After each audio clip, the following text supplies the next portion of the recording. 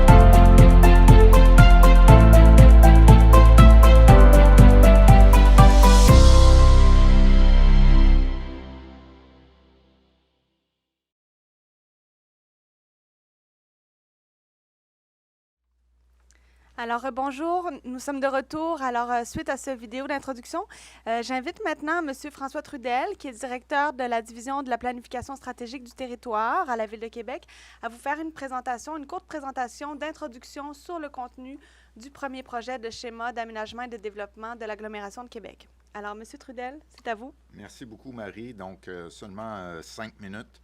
La présentation sera également disponible en ligne.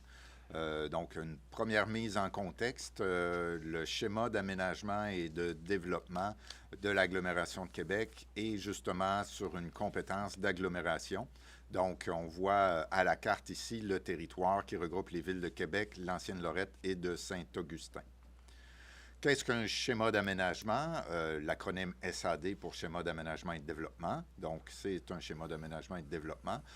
On se place dans un horizon de planification sur un horizon de 2041, donc de 25 ans. Toutefois, le schéma est appelé à être revisé, mis à jour à chaque 5 ans. C'est un travail important de revision et de revisiter l'ensemble du schéma. Le schéma actuellement en vigueur date de 1985. Un schéma, ce n'est pas le seul outil d'aménagement du territoire. Il vient trouver sa place dans plusieurs autres outils. On le verra brièvement un peu plus loin. Fait important aussi, le schéma est un outil qui nous sert comme agglomération, comme municipalité, à parler au gouvernement du Québec. C'est un peu un pacte, un contrat qu'on a avec lui. Et c'est un document de planification qui est fortement encodé et encadré par la loi sur l'aménagement et l'urbanisme. On a par exemple du contenu obligatoire du type les grandes orientations en termes d'aménagement du territoire, les grandes affectations du territoire où on vient placer des dominantes sur certaines sections de l'ensemble de l'agglomération. On y détermine le périmètre d'urbanisation de l'agglomération. On identifie également certaines zones de contraintes qui limiteraient ou qui pourraient porter à risque pour l'urbanisation. Et on identifie également certaines voies de transport, autoroutes, voies ferrées, qui sont importantes, notamment en termes de sécurité publique. Également, au schéma, on identifie des territoires d'intérêt, des territoires qui font la spécificité du territoire, de l'agglomération, donc qui soient historiques, culturels, esthétiques ou écologiques. On fait une description du transport terrestre. On identifie des infrastructures et des équipements importants. Et également, le schéma est accompagné d'un document complémentaire qui vient spécifier les normes minimales que devront respecter les municipalités locales. On y fixe également une densité approximative d'occupation du territoire, d'autres contraintes majeures aussi, et on va traiter du transport maritime et terrestre. Le schéma est également accompagné d'un plan d'action et d'un document faisant état des consultations publiques. Comme mentionné précédemment, le schéma est soumis au gouvernement du Québec qui doit en valider la conformité sur ces grandes orientations d'aménagement et également à la communauté métropolitaine qui jugera de la conformité eu égard au plan métropolitain d'aménagement et de développement. On retrouve ce schéma-ci qui présente les grandes échelles de planification, donc tout en haut, les orientations gouvernementales, le plan métropolitain. Nous sommes vraiment à l'étape où on voit la pastille qui est écrit là, en orangé, où le schéma vient faire le lien, le joint entre les grandes orientations gouvernementales et les outils plus concrets d'aménagement du territoire que sont les plans d'urbanisme et les règlements de zonage. Donc, on le voit ici illustré avec l'échelle géographique, le plan métropolitain qui s'adresse à l'ensemble de la communauté métropolitaine, donc toute la région incluant Lévis et les MRC limitrophes. Dans le cas qui nous occupe actuellement, le schéma d'agglomération s'occupe de l'agglomération. Par la suite, viendra une revision du plan d'urbanisme. On voit ici à Québec le PDAD. Les deux autres municipalités, l'Ancienne-Lorette et Saint-Augustin, reviseront également leur PDAD. Et par la suite, ces orientations-là percoleront à l'intérieur de grilles de zonage. Les prochaines étapes, donc nous sommes, comme souligné par Mme Lemieux, au premier projet. Fait à souligner, la consultation publique n'est pas obligatoire et a été souhaitée, désirée par les membres de la commission sur le premier projet. La consultation touche également le gouvernement et la communauté métropolitaine. S'en suivra, suite aux commentaires recueillis lors des séances d'audition publique, un rapport de consultation publique et un deuxième projet pour finalement une adoption finale. On voit ici, on aura l'occasion d'y revenir. Donc, nous sommes aujourd'hui le 25 mai jusqu'au 6 juin pour pouvoir s'inscrire, déposer un mémoire, s'inscrire pour une présentation aussi verbale et aura lieu les consultations publiques le 14, 16 et 17 juin. Comment se faire entendre? 3 façons. Soit déposer un mémoire et le présenter. On peut déposer un mémoire sans le présenter ou faire une présentation verbale.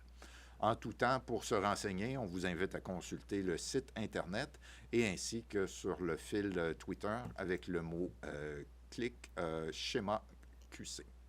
Merci et on attend vos questions. Merci, M. Trudel.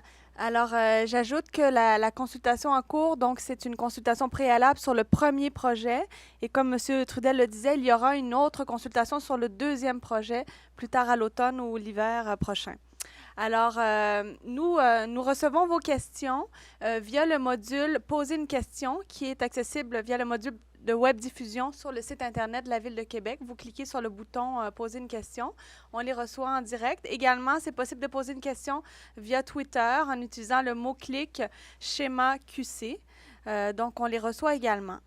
Je vous précise que si jamais il y a des questions pour lesquelles on ne peut pas répondre ce midi, les personnes, on va compiler toutes les questions et les personnes recevront une réponse là, par courriel. Donc, voilà, je le précise. Alors, on aurait une première question. Je la lis. Alors, est-ce que la question de la pollution sonore a été évoquée comme problématique dans le schéma d'aménagement? Comme cela a été évoqué comme une problématique de santé publique par l'INSPQ, l'Institut national de santé publique, il me semble que ce serait un sujet important lorsqu'on parle de densification urbaine. Alors, est-ce que la pollution sonore est évoquée dans le schéma d'aménagement? Alors, j'invite Mme Annie Caron. C'est Mme Caron qui peut répondre à ça, conseillère en urbanisme. Allez-y, Mme Caron. Merci. Bonjour. En fait, non, la problématique de la pollution sonore n'est pas traitée comme telle au schéma d'aménagement. Par contre, si mémoire était déposée en ce sens et faisait état de l'ensemble de la problématique, on vous invite à le faire.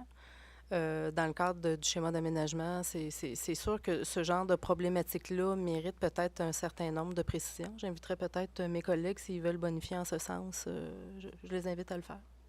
D'accord. Alors, M. Armstrong aurait un complément de réponse. Allez-y, M. Armstrong. En fait, en effet, comme l'expliquait ma collègue, Mme Caron, la question n'est pas abordée. Il y a quand même certaines normes, je dirais, minimales qui sont prévues au document complémentaire du schéma. Donc, le schéma contient le chapitre 7, qui est le document complémentaire. C'est une série de règles minimales que les municipalités sont obligées de reconduire dans leur réglementation d'urbanisme. Et à cet égard, il y a des distances séparatrices, des zones tampons qui s'appliquent aux abords des autoroutes et des voies ferrées pour justement, ça a un impact aussi pour réduire la pollution sonore, pour empêcher là, l'établissement d'habitations, par exemple, à très grande proximité de ces autoroutes ou voies ferrées-là. Donc, il y a un début de piste, mais effectivement, des recommandations à cet égard pourraient être intéressantes. Alors, merci, M. Armstrong. On poursuit avec une autre question. On mentionne dans le document sur le schéma d'aménagement, je ne vois pas du tout d'intérêt dans le secteur de l'ancien champ agricole Martel, traversé par les ruisseaux Sainte-Barbe et Montchâtel. Il a été question par le passé d'un tracé écologique appelé la coulée verte. Se peut-il qu'il soit mis en place? Donc, on parle du secteur de l'ancien champ agricole Martel. Est-ce qu'on peut présumer qu'on ne voit pas du tout de territoire d'intérêt écologique, puisque le reste de la phrase de la personne propose une coulée verte? Donc, ce serait comme si elle n'était pas identifiée, là. C'est ce qu'on comprend de la question. Donc, et non pas à l'inverse de ne pas le mentionner. On pourrait... Alors, on va voir Mme Caron peut apporter des précisions. Allez-y, Mme Caron. Bonjour, je dirais que considérant le caractère un peu particulier de la question, ça mérite d'être examiné de plus près. Je ne connais pas nécessairement là, le secteur en question, mais peut-être que ça mériterait un petit peu plus de précision en marge de cette question-ci, mais on en prend bonne note. D'accord. Donc, à ce moment-là, on consigne la question, puis on pourra revenir à la personne par courriel. Donc, je poursuis avec une autre question. La semaine dernière, la Ville dévoilait des aspects du SRB. Le SRB, c'est le service rapide par bus. Comment le schéma participe-t-il ou prévoit-il la réalisation de ce projet? Alors, j'invite M. Alexandre Armstrong à répondre à cette question. Bonjour. Donc oui, effectivement, là, il y a des aspects supplémentaires du projet de SRB qui ont été annoncés la semaine dernière. Le schéma comme tel ne participe pas à la réalisation, à la mise en œuvre du projet de SRB. Comme il a été annoncé, il y a un bureau de projet qui a été créé et qui s'occupe vraiment de prévoir l'implantation de cet équipement-là sur le territoire, notamment de la Ville de Québec, mais aussi de la Ville de Lévis. Par contre, le schéma va venir soutenir ce projet de SRB-là en favorisant l'arrimage entre l'aménagement du territoire et la planification des transports. Et donc, le schéma préconise là, d'autoriser les plus fortes densités aux abords du tracé du SRB notamment, mais aussi aux abords de tous les autres tracés de transport en commun d'importance comme les métrobus. Et donc, pour amener la plus grande quantité d'activités humaines, donc des habitations, mais aussi des lieux d'emploi, des commerces. Et donc, pour qu'il y ait beaucoup de gens aux abords du SRB, et donc, ils pourront utiliser le SRB. Et ça contribuera, sans contredit, au succès de ce projet-là. Donc, voilà, c'est la façon par laquelle le schéma là, contribue à ce projet-là. Parfait. Merci, M. Armstrong. Alors, on a une autre question ou un commentaire. On va voir comment on peut y répondre. Donc, quelqu'un qui nous dit « J'ai des inquiétudes par rapport aux arbres le long d'Henri IV. Ils constituent un mur anti-bruit naturel. Je crains que des arbres soient abattus en raison du développement futur du projet Alpha. Je demeure dans le quartier des Châtels. » Alors, par rapport à l'abattage d'arbres le long d'Henri IV, est-ce que je regarde qui peut répondre? Plus les mesures d'abattage. Monsieur Armstrong, toujours? Allez-y.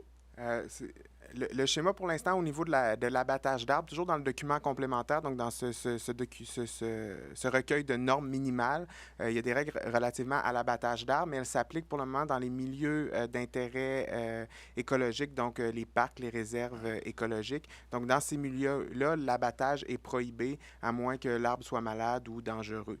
Pour ce qui est du secteur que vous faites mention, le secteur alpha, il n'y a pas pour le moment dans le schéma là, de dispositions qui viendraient empêcher l'abattage d'arbres ou prescrire la conservation. Parfait. Est-ce que d'autres personnes veulent apporter des compléments? Donc, effectivement, comme la personne l'a vu, là, à l'intérieur du schéma, là, il y a des affectations pour le développement, mais on prend bonne note de la préoccupation là, concernant l'abattage d'arbres. Je pense que ça va être dans un exercice ultérieur, beaucoup plus au niveau là, soit du plan d'urbanisme ou du zonage, où là, on pourra prendre en compte cette préoccupation-là de la part de la personne qui habite ce secteur-là. Parfait. Merci, M. Trudel. Alors, je continue. Est-ce que le schéma d'aménagement a des impacts sur la réglementation de zones déjà urbanisées? Donc, une autre question. Donc, j'invite M. David Duval à répondre à cette question. Bonjour. Alors, le schéma d'aménagement, oui, il va avoir des impacts sur la réglementation actuelle. Il peut y avoir des modifications qui vont être introduites par le schéma d'aménagement. Je vais donner brièvement un exemple. Dans les zones et parcs industriels, à l'heure actuelle, il y a beaucoup d'usages commerciaux et administratifs qui sont permis. Et l'orientation qui est donnée avec le nouveau schéma, c'est de faire en sorte qu'il y ait moins d'usages administratifs ou d'immeubles à bureaux dans les parcs industriels. Donc, la réglementation actuellement en place qui autorise des immeubles à bureaux avec des superficies importantes va être revue suite à l'entrée en vigueur du schéma d'aménagement. Parfait, merci Monsieur Duval.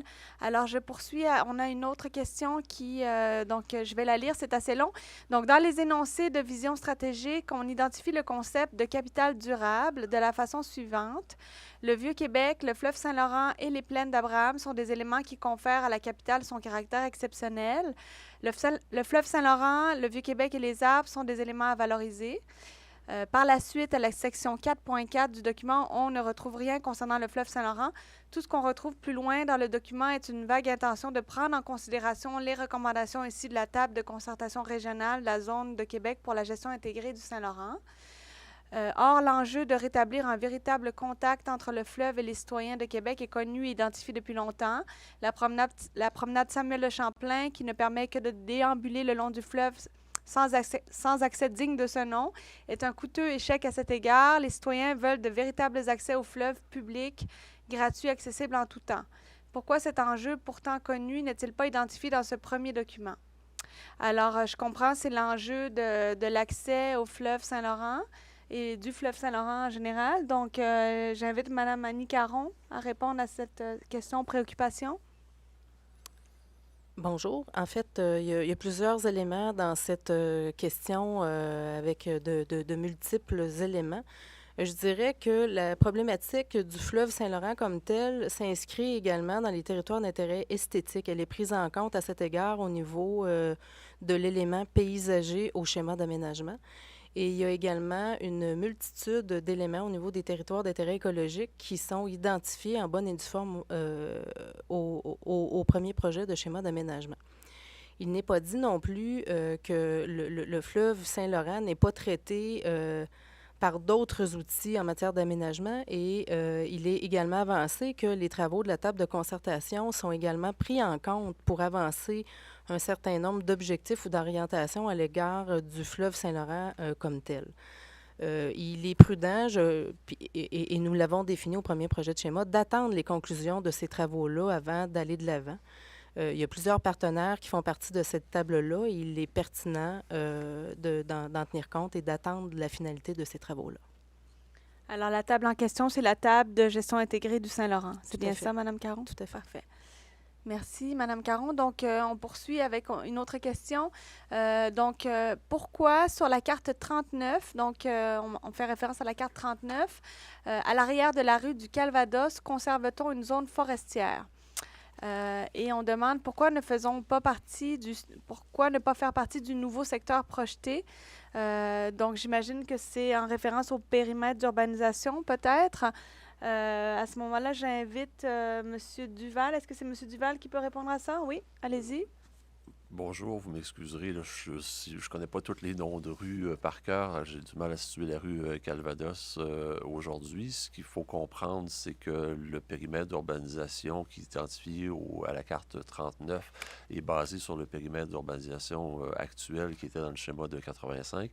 Certains ajustements ont été faits, mais il n'y a pas eu d'agrandissement significatif d'identifier sur le territoire, outre ceux dans les secteurs Bourg-Royal et à Saint-Augustin-de-Desmaures. Je pourrais répondre plus précisément à la question de cette personne par courriel par la suite, quand j'aurai pris connaissance exactement de la localisation de la rue Calvados et s'il y a eu modification du périmètre d'urbanisation à cet endroit-là. Peut-être aussi en complément d'information, la personne peut consulter aussi la carte interactive. Et puis, on a une couche d'informations qui traite du périmètre d'urbanisation. Oui. Parfait. Et puis, suite donc à l'information, évidemment, si la personne a des propositions, des suggestions à faire, elle peut le faire lors des séances, lors d'audition des opinions qui auront lieu en juin. Alors, on poursuit. Donc, une autre question. Pourquoi n'y a-t-il pas eu de révision du schéma depuis 1985? Alors, très pertinent. J'invite, alors ce serait M. Duval également. Oui, allez-y. Oui, bonjour, c'est une bonne question. En fait, la communauté urbaine de Québec avait entamé une révision de son schéma d'aménagement de 85 au début des années 90. Un schéma d'aménagement, d'après la loi sur l'aménagement et l'urbanisme, ça doit être révisé aux 5 ans. Et la communauté urbaine de Québec, à l'époque, avait commencé un exercice dans les années 90, avait même déposé un premier projet de schéma d'aménagement révisé en 2001 au gouvernement. Il y a eu entre-temps les fusions municipales où la communauté urbaine, à toute fin pratique, est disparue c'est devenu la nouvelle ville de Québec. Et il y a eu un paquet de changements législatifs aussi, reconstitution des villes de l'ancienne Lorette et de Saint-Augustin, réalisation du plan directeur d'aménagement et de développement de la nouvelle ville de Québec en 2005. Donc, tout ça mis ensemble a fait en sorte que le schéma d'aménagement n'a pas été révisé comme il aurait dû l'être. À un certain moment donné, il n'était même plus question d'avoir de schéma d'aménagement. Donc, c'est revenu par la suite. Alors, maintenant, on est là. On a un plan métropolitain qui est entré en vigueur en 2012. On est rendu à l'étape de révision du schéma d'aménagement. Merci, M. Duval. J'ai une autre question, je crois, qui sera pour vous également. Alors, on nous demande, pouvez-vous nous expliquer qui sont et d'où proviennent les 61 500 nouveaux ménages? Oui, bonjour. Alors, les 61 500 ménages, l'estimation qui a été faite, c'est à partir des projections démographiques réalisées dans le cadre de l'étude de tramway SRB de Québec et de Lévis.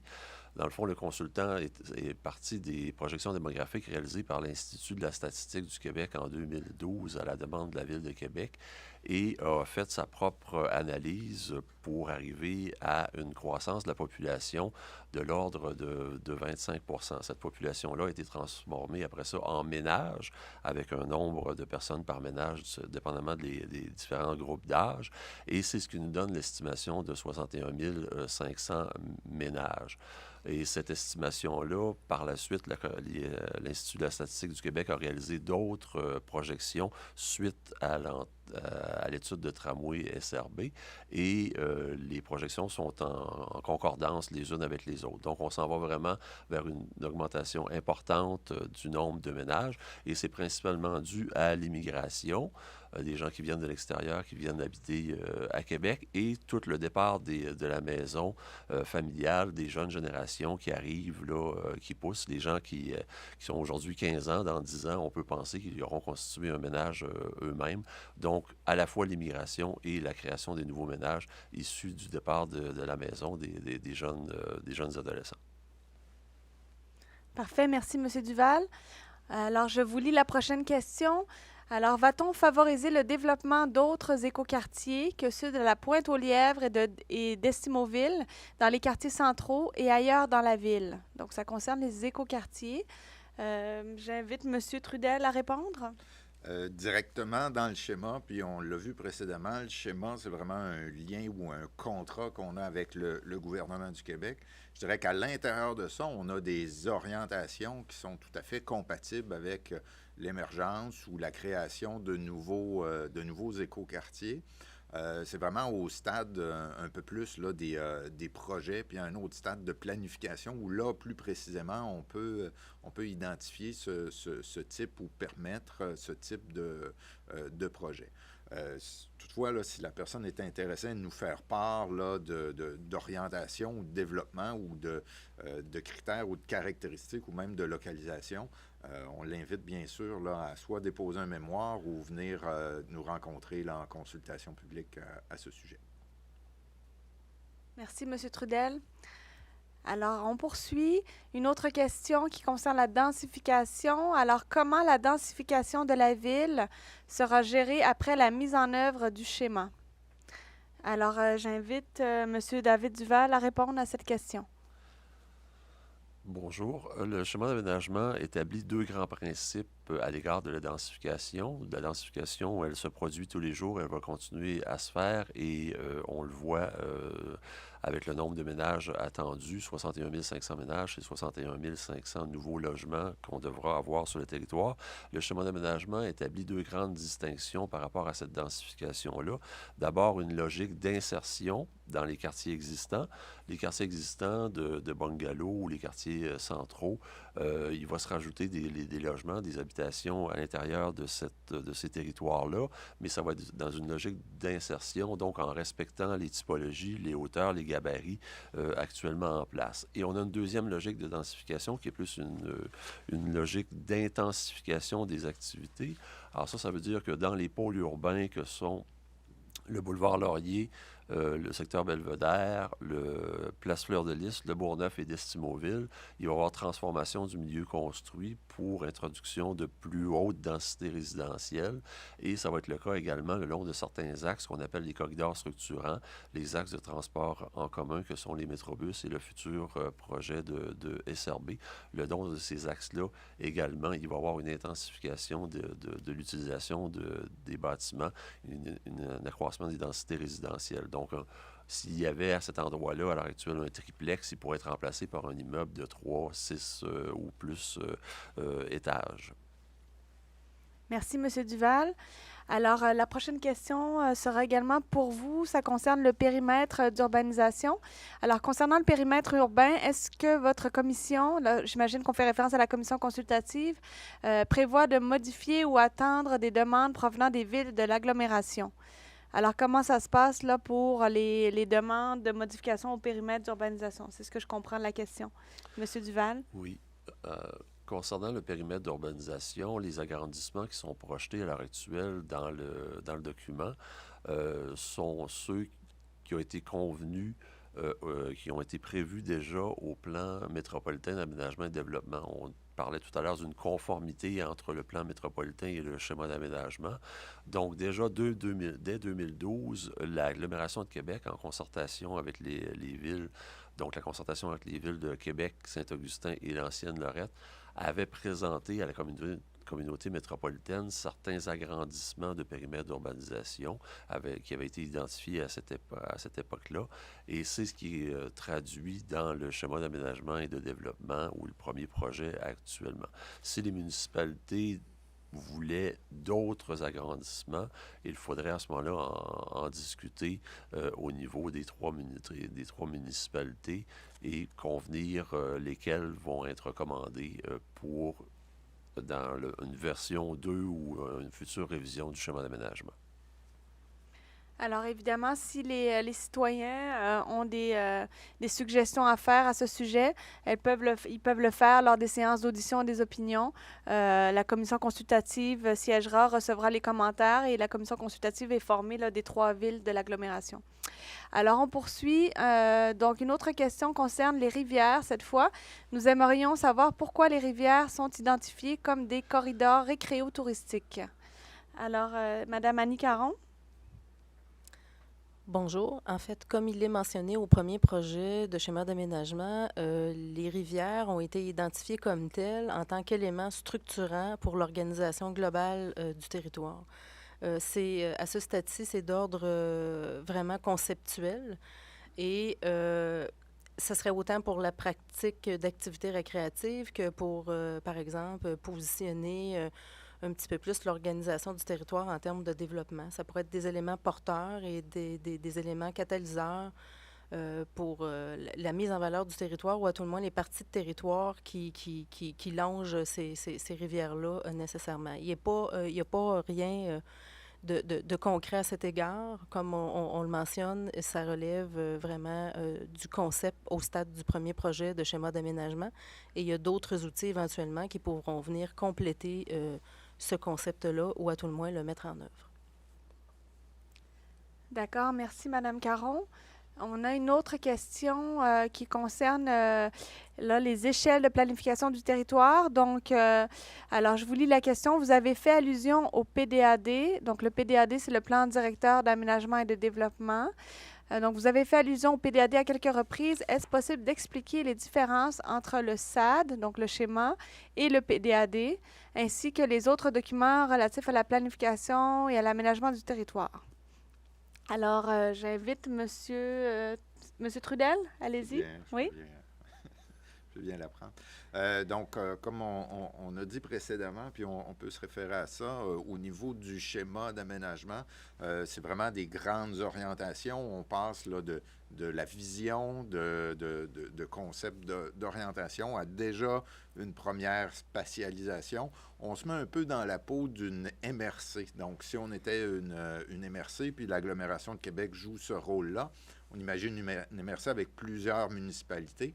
Et ça devient le seuil minimum des règlements par la suite d'urbanisme et des plans d'urbanisme. Donc, le schéma a cette fonction-là de lien avec le gouvernement et de lien aussi avec les villes, les municipalités locales. Par la suite, chacune des villes, donc dans le cas qui nous concerne, Québec, l'Ancienne-Lorette et Saint-Augustin, vont reviser leur plan d'urbanisme. En Québec, il s'appelle le PDAD, le plan directeur d'aménagement et de développement, qui est le plan d'urbanisme.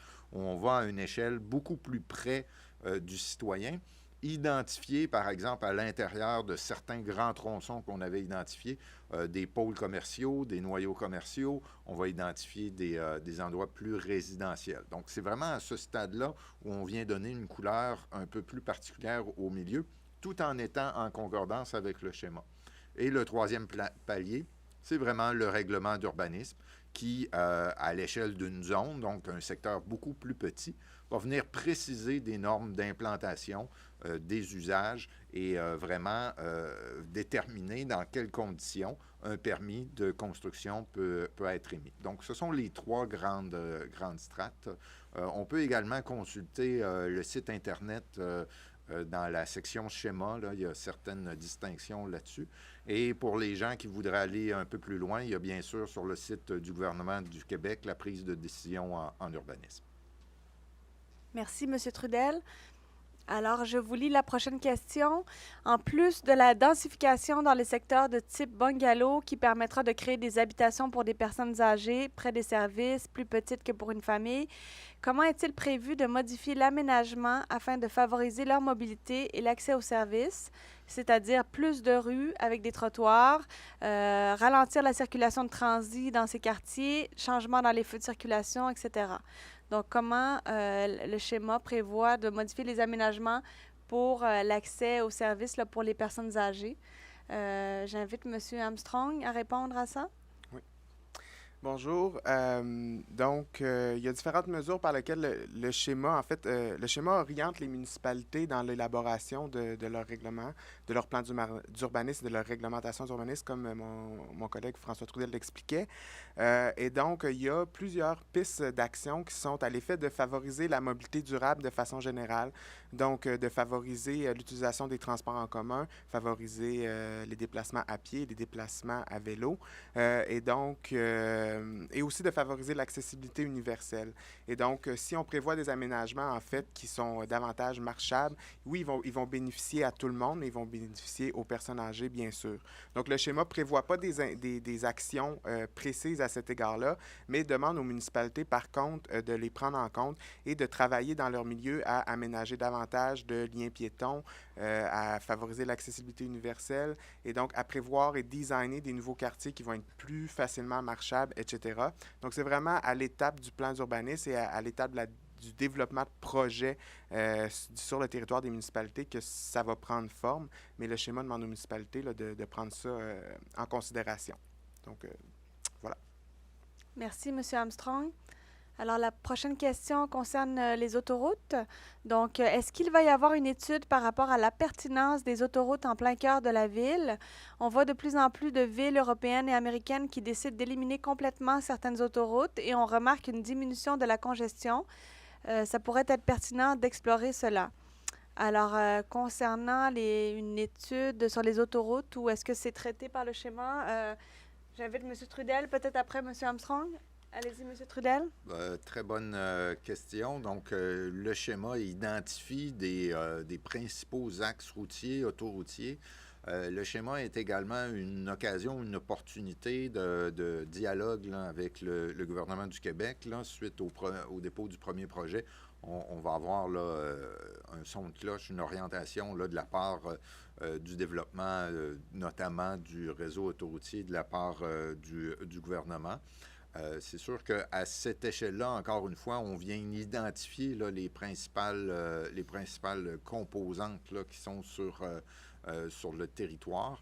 Il n'y a pas à l'intérieur du schéma, je dirais, une compétence stricte sur le réseau autoroutier. Là. C'est vraiment une compétence beaucoup plus du gouvernement du Québec. Là. Lorsque la question est libellée, là, c'est les villes, mais bien souvent, c'est en collaboration avec le gouvernement. Donc, c'est vraiment une compétence partagée.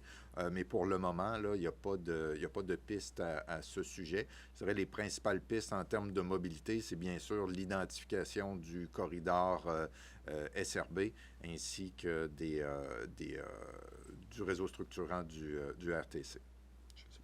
Est-ce que M. Armstrong, Non, ça va? c'est complet. OK, parfait. Alors, on poursuit avec une autre question qui concerne donc la protection des prises d'eau.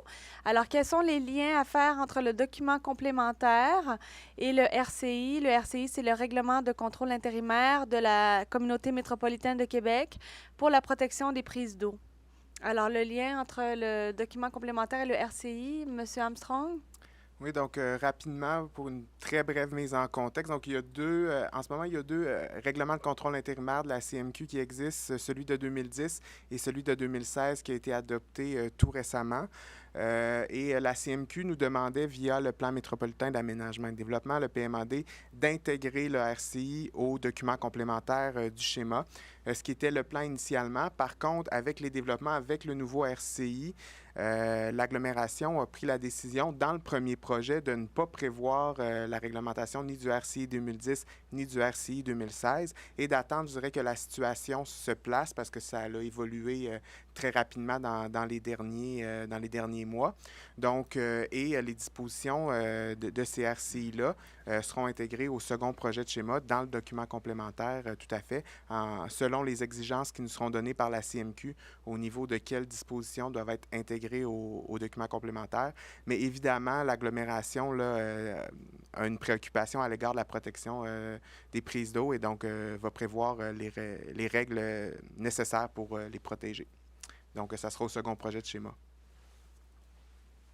Parfait, merci, M. Armstrong. Alors, la prochaine question concerne les terres agricoles.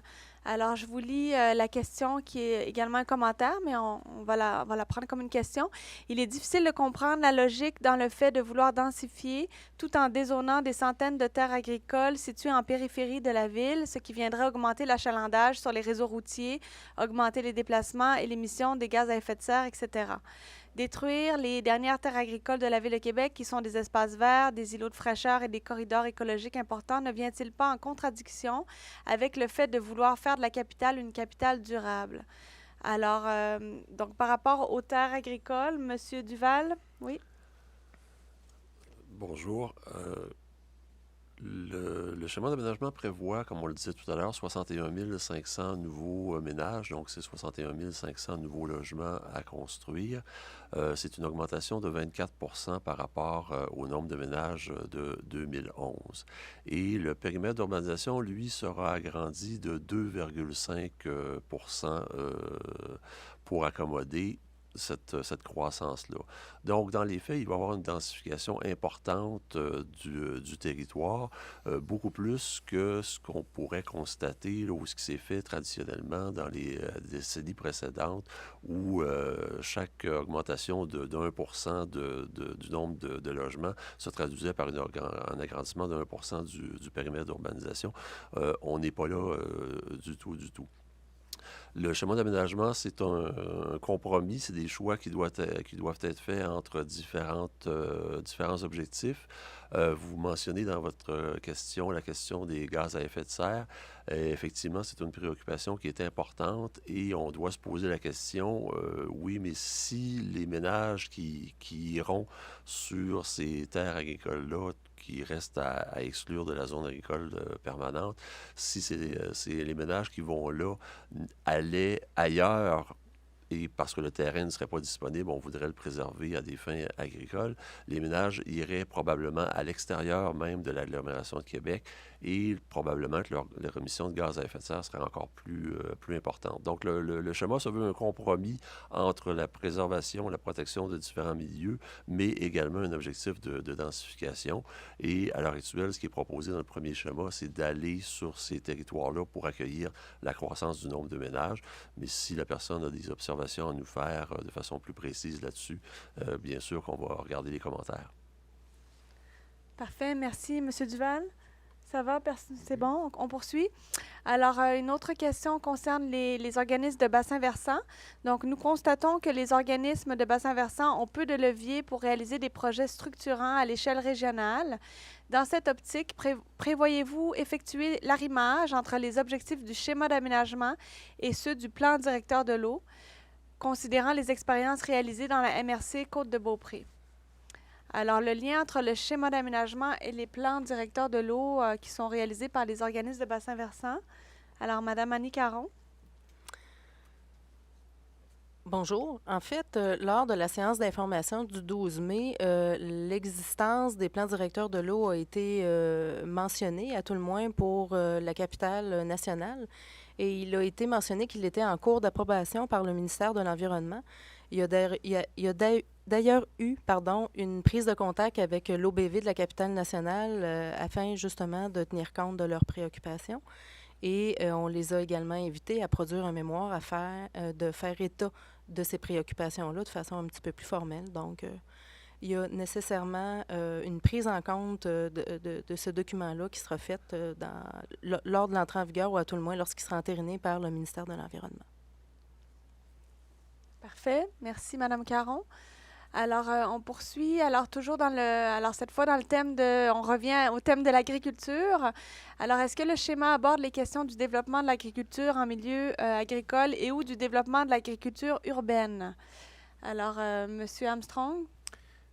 Oui, dans les deux cas. Donc, du point de vue de l'agriculture en milieu agricole, fait à mentionner, tout d'abord, le schéma prévoit une zone agricole et la préservation d'une zone agricole de 120 km², donc c'est-à-dire 20 du territoire de l'agglomération, dans lequel les usages qui seront autorisés sont exclusivement ceux relatifs à l'agriculture ou les usages qui sont complémentaires, comme les usages d'agro-tourisme, par exemple, qui vont effectivement contribuer à dynamiser les activités agricoles et à poursuivre leur développement.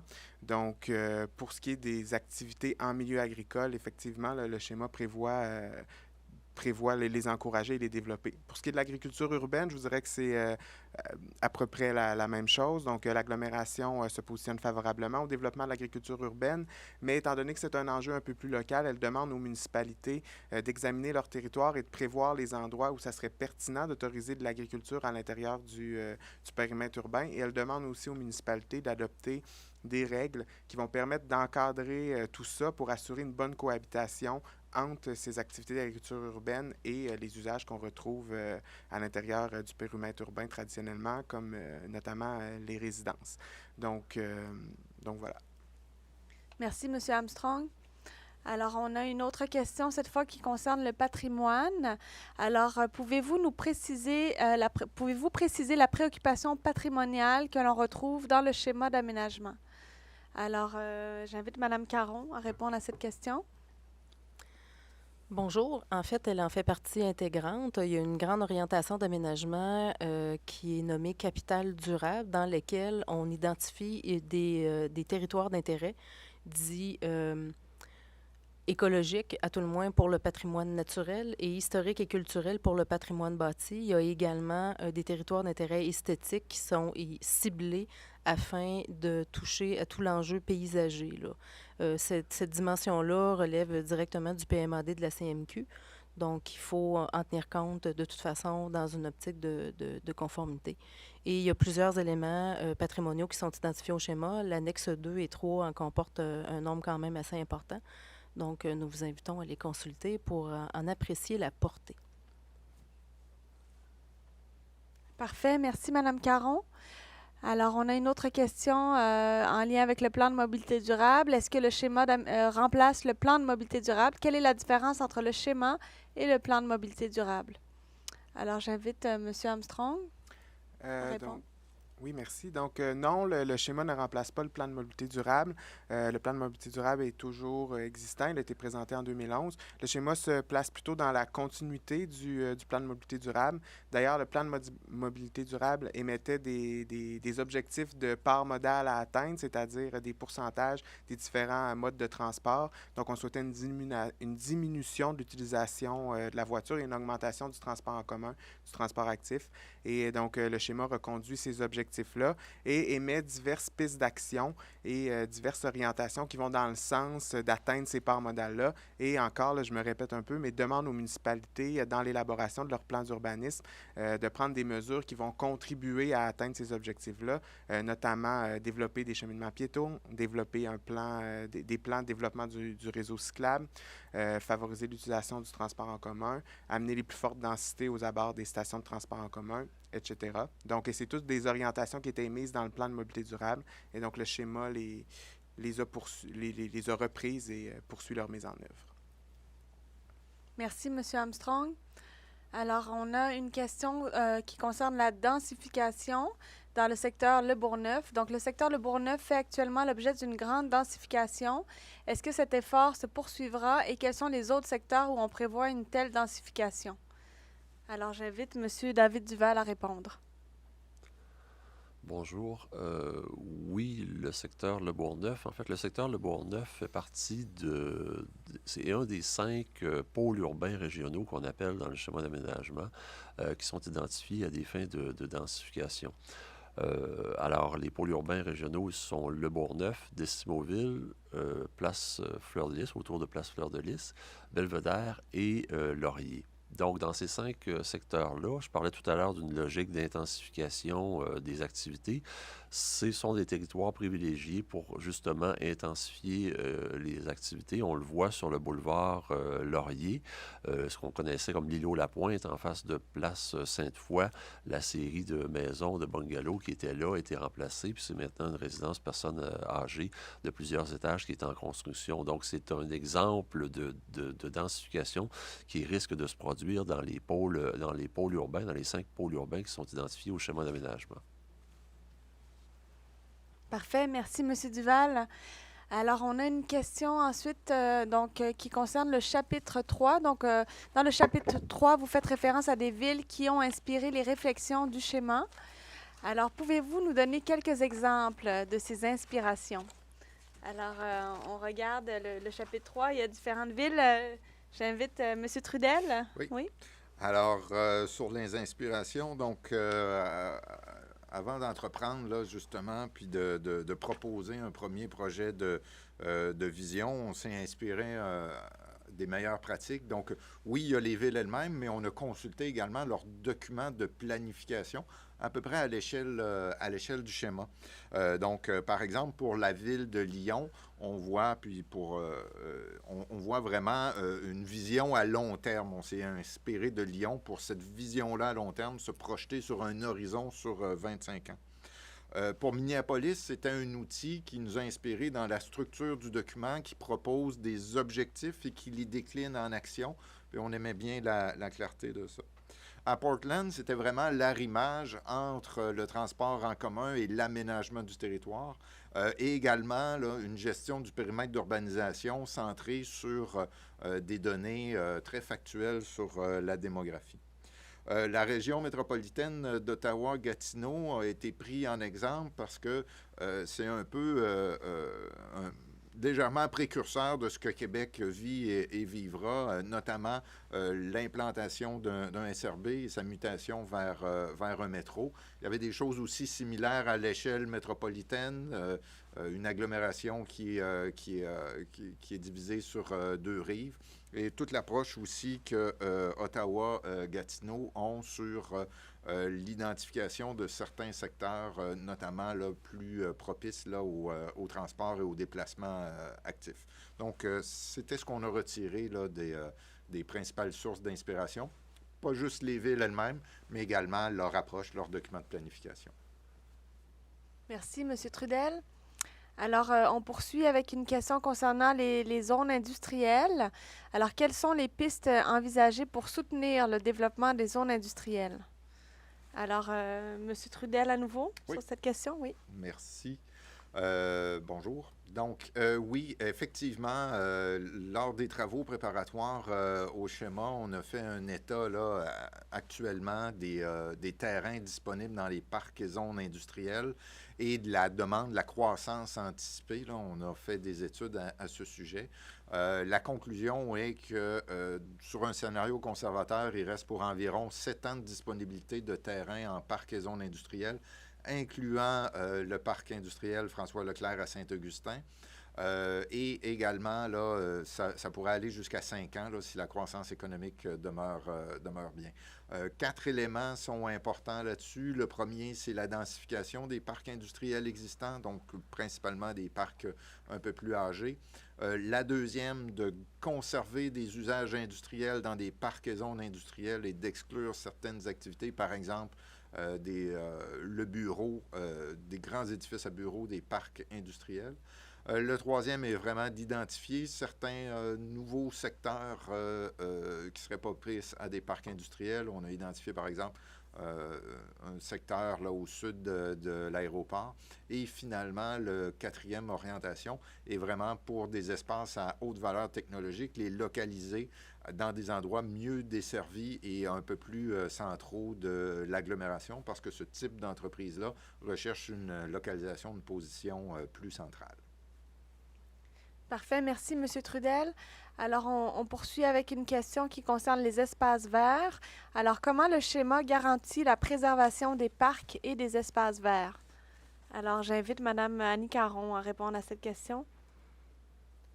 Bonjour. En fait, le premier projet de schéma identifie des territoires d'intérêt écologique dans lesquels il y a des parcs et des espaces verts. Mais il n'est pas dit que d'autres instruments de planification ne viendront pas compléter cet inventaire-là. Ça pourra se traduire d'une foule de façons et être reconnu également dans la réglementation de zonage. Mais à tout le moins, il s'agit, dans le cadre du premier projet de schéma, d'identifier et de localiser des milieux naturels, des parcs et des espaces verts et une multitude d'autres territoires à caractère un peu sensible comme des habitats floristiques menacés ou des habitats fauniques, ce genre d'éléments-là. Et le plan d'urbanisme pourra venir compléter cet inventaire-là pour les éléments qui ont peut-être plus une portée locale. Parfait, merci Mme Caron. La prochaine question sera également pour vous. Alors, la prochaine question concerne la partie historique culturelle. Donc, pouvez-vous apporter des précisions sur le mode de classification révisé des statuts de protection des territoires d'intérêt historique et culturel sur le territoire de l'agglomération de Québec, plus particulièrement suite à l'entrée en vigueur de la loi sur le patrimoine culturel en octobre 2012? Alors, Mme Caron. En fait, suite à l'entrée en vigueur de cette nouvelle loi, tout le mode de classification des éléments patrimoniaux, à tout le moins, qui était balisé en vertu de l'ancienne loi sur les biens culturels, tout ce mode de classification-là a changé. Cette transition-là a été grandement facilitée grâce au répertoire du patrimoine culturel du Québec qui a mis à jour les différents statuts attribués en fonction de cette loi-là. Il est bon de préciser également que cette nouvelle classification-là n'a pas eu d'impact à proprement parler à l'égard des territoires ou des éléments patrimoniaux sous juridiction fédérale, évidemment parce que cette loi-là a une portée provinciale. Donc, à tout le moins, il s'agit d'apprécier l'ampleur de la chose, c'est-à-dire qu'auparavant, on avait 111 éléments qui étaient identifiés au niveau patrimonial, au niveau du patrimoine bâti. Et maintenant, ces territoires-là, en fonction de la nouvelle classification, passent à 215 éléments. Donc, somme toute, ça permet d'apprécier la portée de ces changements-là. Alors, merci, Mme Caron. On va prendre une dernière question.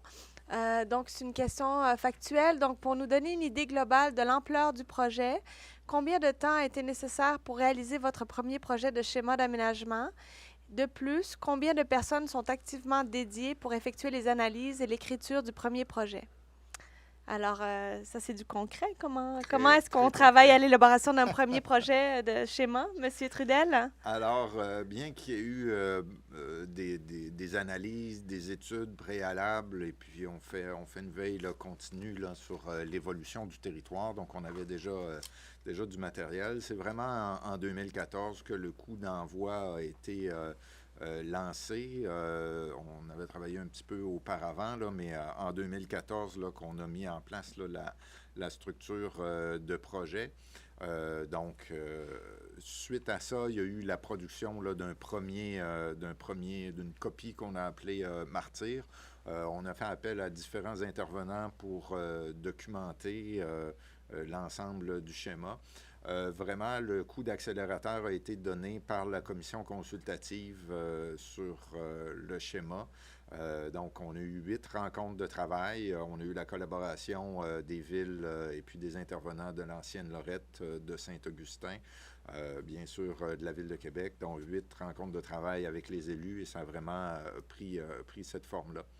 En fait, l'équipe de projet et ce projet-là est vraiment là, un travail d'équipe. Donc oui, des ressources là, à l'interne, plus dans le service.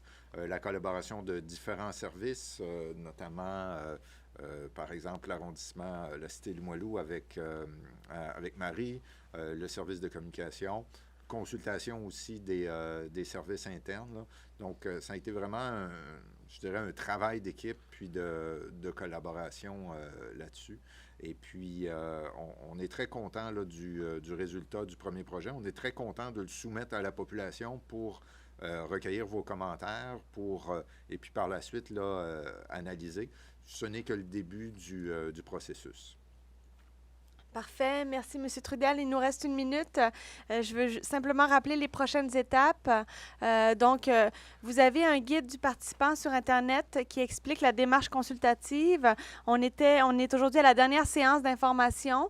Il y en a eu 3 en tout, donc 2 séances publiques en personne et 1 séance en ligne. Il y en a une qui a été rediffusée, qui est déjà accessible sur Internet. Celle d'aujourd'hui le sera également. Les présentations PowerPoint seront aussi mises en ligne. Donc, les prochaines étapes, ce sont les séances d'audition des opinions en juin, les 14, 16 et 17 juin. Donc, on vous invite à soit transmettre un avis via un document en mémoire ou vous inscrire pour faire une présentation verbale ou simplement énoncer un commentaire verbal lors de ces séances. La date limite pour s'inscrire est le 6 juin. Donc, voilà pour les prochaines étapes. Et puis, je vous rappelle aussi que c'est une consultation sur le premier projet. Il y aura par la suite une autre consultation sur le deuxième projet. Alors, voilà, c'est ce qui met fin à la séance d'information. Je vous remercie à tous de votre participation. Merci et bon après-midi.